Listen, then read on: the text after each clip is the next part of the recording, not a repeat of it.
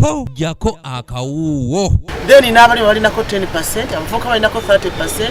Oluvannyuma lwa bannayuganda okukaaba obwavu, gavumenti yasalawo okuleeta enteekateeka ez'enjawulo okubabbulula nga kati ya parish development model yeetambulanga wano. Gavumenti yasalawo okuteeka ensimbi obukadde 100 ku buli muluka okusobola okukulaakulanya abantu ba bulijjo. This is not politics.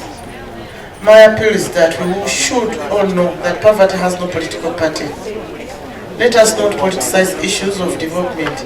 PDM is a government and indeed a people's agenda for development. Government will not tolerate anybody who intends to frustrate this program.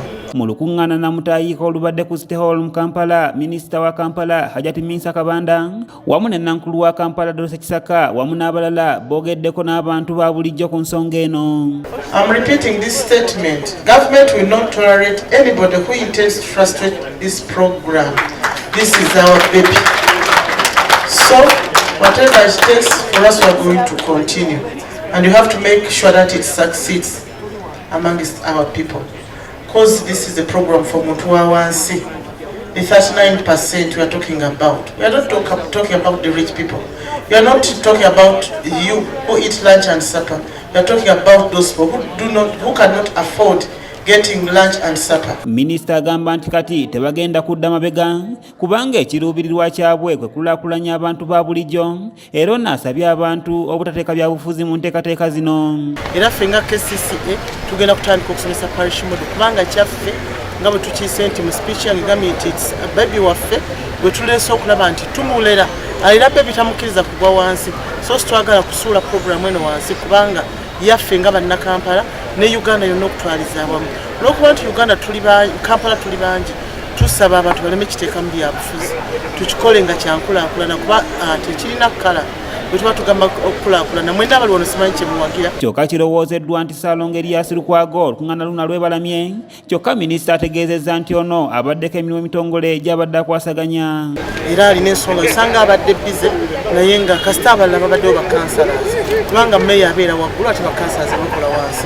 Era nebaza bakansalazi aba disitulikiti abasobodde okujja wano. Kisaka Dorothy Ngono ye Nankulu wa Kampala asabye bannayuganda bonna abagwa mu kkowe lino okwewandiisa amangu ddala kubanga abantu abanaaba beewandiisizza beeboka bagenda okufuna ku nsimbi zino. Zenkolawo zendya. Yensonga lwaki tugamba nti abantu abo bonna beewandiise mu enterprise formation, enterprise identification. Obulabe ku parish development model buteewandiisa kusigalira wabweru n'ogamba nti ya parish development model tebinkwatako.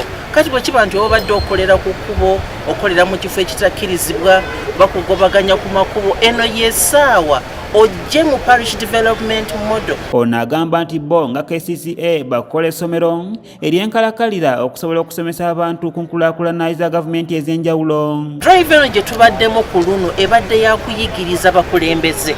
So bakansalazi bonna ba LC chairpersons, ba LC to ba LC1 parish development committees tubadde tuyigiriza bonna yeffe nga KCCA tugenda kukolawo essomero erya namaddala, a non-ending training program nga tusomesa abantu abagala okusoma ku kino ekintu kya parish development model okusingira ddala ennyo abakulembeze tulabe nti information entuufu etuuka ku bantu. Abamu kubakulira enteekateeka eno mu Kampala bagamba nti Kampala yeeteeseteese bulungi era nga SSACCO ezisawa 97 zimaze okuwandiisibwa.